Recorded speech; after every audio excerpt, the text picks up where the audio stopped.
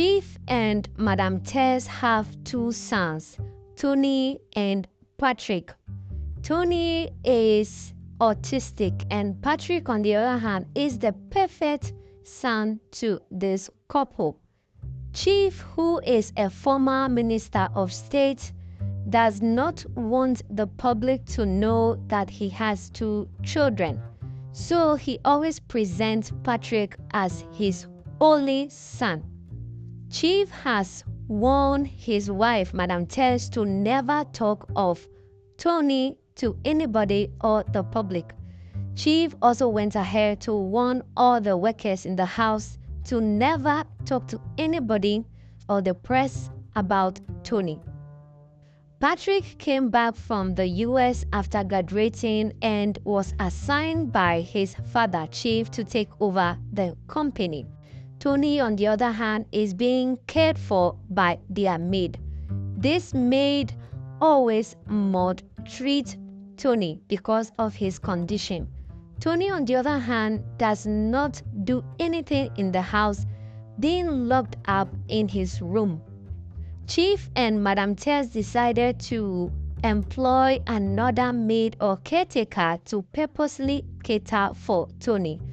Each time a maid comes in to care for Tony, in 3 days or a week, they leave the job because they could not care for Tony.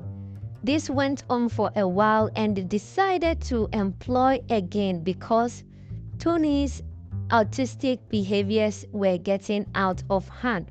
They went on the internet and saw a lady called Barbara. Chief and Madam Tess contacted Barbara and asked her to come for an interview if she fits in to be a caretaker for Tony. She came in and was ready to cater for Tony. But before that, they gave her a clause to never disclose to the public that Chief had another son called Tony. Barbara was confused as to why Madam Tess and her husband Chief did not want the public to know until they informed Barbara that Tony is autistic. Immediately, Barbara ran out of the house. Few hours later, she came back and said she has accepted the offer and was ready to cater for Tony. Barbara went home, told her friend called Sandra about the new job she got, but also told her friend that Chief and Madam Tess have another son. Barbara intensely warned Sandra to never mention this information to another person or anybody. Sandra promised to keep this as a secret. Next day, Barbara went in to cater for Tony. When she got into Tony's room, Tony was silent, didn't offer a word or utter anything to Barbara. Barbara, knowing the condition that Tony had, she went home and Googled the symptoms and how to control autistic person. Barbara used all the night to study person living with autistic. Next day, she came in very energized and pumped to take care of Tony. Barbara tried to have a conversation with Tony, but no response. Barbara started changing certain things in his room, like the lighting, his wardrobe, and of course the food he eats. Barbara instructed the maid to cook certain food for Tony, which of course made Tony smile. This in the process also made Barbara know that these are the things that Tony likes.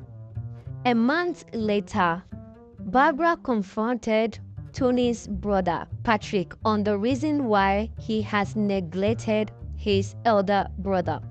Patrick told Barbara that their father, Chief, has instructed all of them to stay away from Tony because the public should not be aware that he has another son. Barbara was not happy about that information, so she quickly went to Madame Tess to inform her about the development on the reason why they all neglect Tony.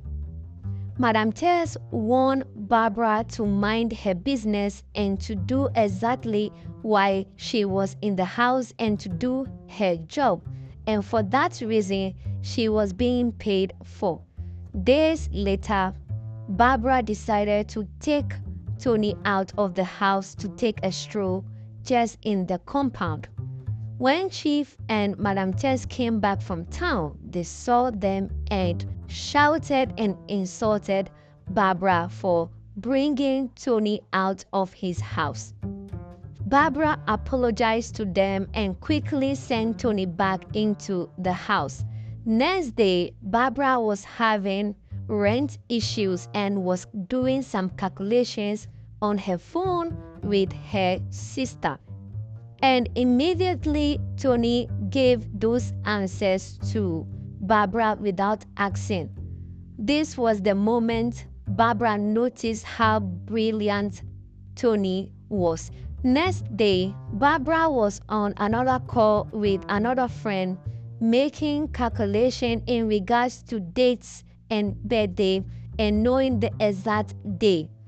Immediately, Tony was able to give these answers again without Barbara asking. This was the moment Barbara immediately went to Chief to tell them that their son is a genius.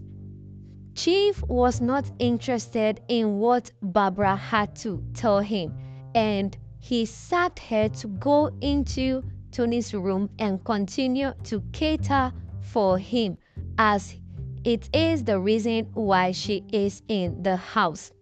Barbara went back into Tony's room and realized that the family was not interested in learning or knowing how special Tony is.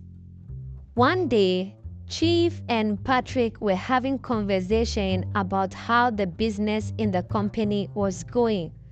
Patrick told the father that this contract that he is reading was done by Tony.